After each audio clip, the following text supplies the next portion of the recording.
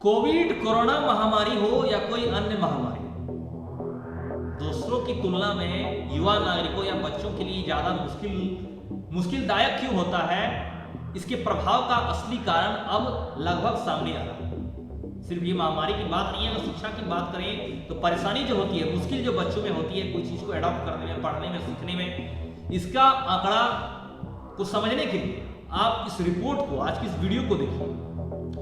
नमस्कार, मैं उमेश कुमार और आज की इस वीडियो में मैं आपको बताऊंगा ASER की वो रिपोर्ट की जो वार्षिक रिपोर्ट जारी करता है, जिसके अनुसार छात्रों के बढ़ते एनरोलमेंट के कारण भी शिक्षा के स्तर को बेहतर क्यों नहीं हो पा रहा है, इसके बारे में समझा जा सकता है। यानी कि बढ़ते एनरोलमेंट, जहां एडमिशन लोगों के बढ़ रहे हैं, बच्चे स्कूल जा रहे हैं, लेकिन फिर भी शिक्षा का स्तर क्यों नहीं बढ़ रहा है, इस बात को आप आंकड़े से समझ सकते हैं, इस रिपोर्ट के माध्यम से समझ सकते हैं। दरअसल शिक्षा की वार्षिक रिपोर्ट, जिसका टाइटल ASER 2023 बियॉन्ड बेसिक है, वो 17 जनवरी बुधवार को जारी की गई और सिविल सोसाइटी के अनुसार 14 से 18 साल की उम्र के ग्रामीण छात्रों के बीच ये रिसर्च हुआ और रिसर्च में ये पता चलता है कि आधे से ज्यादा छात्रों को बेसिक गणित के सवालों को उलझाना मुश्किल होता है, जिन्हें उन्होंने क्लास 3 और 4 में सीखा था। कक्षा 3 और 4 में सीखा हुआ जो बेसिक गणित होता है, उसके सवालों को भी सुलझाना उनके लिए मुश्किल दिखता है। अगला तो शिक्षा पर ASER की वार्षिक रिपोर्ट बियॉन्ड बेसिस के अनुसार 26 राज्यों के 28 जिलों में 14 से 18 साल की उम्र के ग्रामीण छात्रों के बीच की गई इस रिसर्च में 34,745 छात्रों की पढ़ने की बेसिक समझ और अंकगणित की समझ का आकलन किया गया था, जिसकी रिपोर्ट 2024 में 17 जनवरी को जारी किया गया। अगला तो इस रिपोर्ट के अनुसार 14 से 18 वर्ष साल की उम्र के जो ग्रामीण छात्र होते हैं, जो अन्य छात्र होते हैं, इस आयु वर्ग के लगभग 25% छात्र अपनी मातृभाषा में क्लास 2 की किताब भी नहीं पढ़ सकते, वो पढ़ने में मुश्किल पा रहे हैं क्लास 2 की किताब। हालांकि अंकगणित और अंग्रेजी पढ़ने में लड़के लड़कियों की तुलना में बेहतर दिखाई दे रहे हैं। लड़के लड़कियों की तुलना में बेहतर, इसको इस आंकड़े से समझा जा सकता है। अब बता दो, कुल मिलाकर 14 से 18 उम्र के वर्ग में 86.8% किसी शैक्षणिक संस्थान में रजिस्टर्ड है। कुल आबादी का लगभग 86.8% लोग किसी शैक्षणिक संस्थान में एडमिशन है, रजिस्टर्ड है। लेकिन जैसे जैसे उनकी उम्र बढ़ती है उनमें अंतर होता है।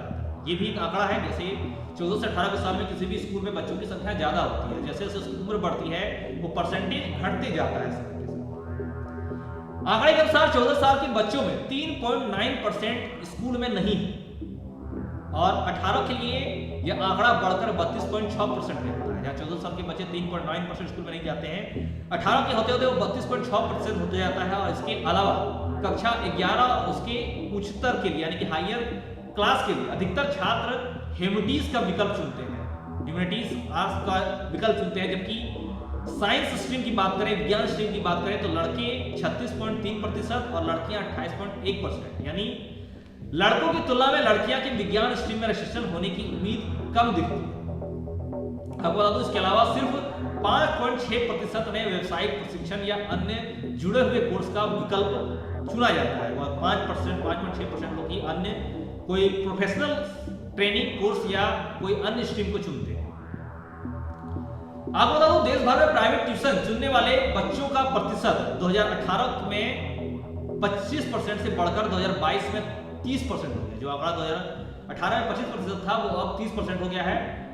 अगर तो रिसर्च में शामिल लगभग 90% युवाओं के पास स्मार्टफोन है और वे इसका उपयोग करना जानते हैं। हालांकि कई लोग ऑनलाइन सुरक्षा सेटिंग्स से अनजान हैं, ऑनलाइन सुरक्षा सेटिंग्स, ऑनलाइन सिक्योरिटी को नहीं जानते, जिसके कारण कई लोग ऑनलाइन फ्रॉड का शिकार भी होते हैं। हालांकि पढ़ने और सरल अंकगणित को हल करने में देरी ये बताती है कि शिक्षा प्रणाली में क्या समस्या है और कौन से सुधारात्मक उपायों की जरूरत है।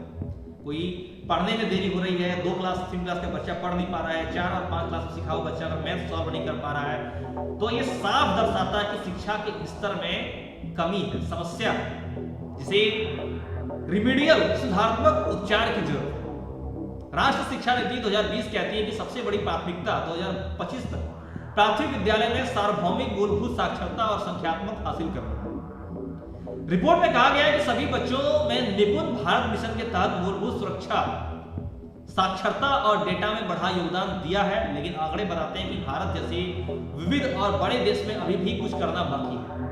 बातें तो ऐसे होती है कि शिक्षा का स्तर काफी सुधार दिया गया है, शिक्षा का स्तर बेहतर किया जा रहा है, शिक्षा की कई नीति ला जा रही है, लेकिन आंकड़े जो आ रहे हैं, रिजल्ट जो दिख रहा है क्षेत्र स्तर पर, भूमिगत स्तर पर, ये काफी नीचे दिखाई दे रहे हैं। हालांकि रजिस्ट्रेशन बढ़ना एक अच्छी बात है, लोगों की शिक्षा के प्रति जागरूकता बढ़ रही है, पेरेंट्स की, बच्चों की एडमिशन ज्यादा हो रही है, और अनिवार्य स्कूल यानी कक्षा 8 पूरा करने के बाद छात्रों को जो इंतजार है वह उतना अच्छा नहीं है। कक्षा 8 तक तो सभी छात्रों को पढ़ाया जाता है, लेकिन उसके बाद का जो आंकड़ा देखने को मिलता है वो संतोषजनक नहीं है। कभी कभी क्योंकि ये उच्च माध्यमिक स्तर के लिए निर्धारित कोर्स का सामना करने में सक्षम नहीं होते। एक स्तर पर पढ़ते हैं, जब उच्च माध्यमिक कोर्स आता है तब इनके लिए ये परेशानी करने में सक्षम नहीं होते हैं। अगर वो शिक्षा का अधिकार अधिनियम 2009 में भले ही शिक्षा तक सभी की पहुंच तय की, लेकिन कानून के तहत हर बच्चे तक पहुंचने में पहले इसमें कई खामियां हैं जिनका भरना अभी बाकी है, जिसके बारे में सरकार को जमीनी लेवल पर, शिक्षा के बेसिक लेवल पर, ग्रामीण क्षेत्रों के लेवल पर उस पर एक नीति, एक योजना बनाने की जरूरत है, जिसके माध्यम से इन समस्याओं को समाधान किया जाए और वाकई में वास्तविक रूप से शिक्षा का स्तर में सुधार किया जाए। आज की इस वीडियो में फिलहाल नहीं, आगे आपसे फिर मिलेंगे कुछ नई अच्छी खबरों के साथ। हमारे साथ अंत तक धन्यवाद। जय हिंद।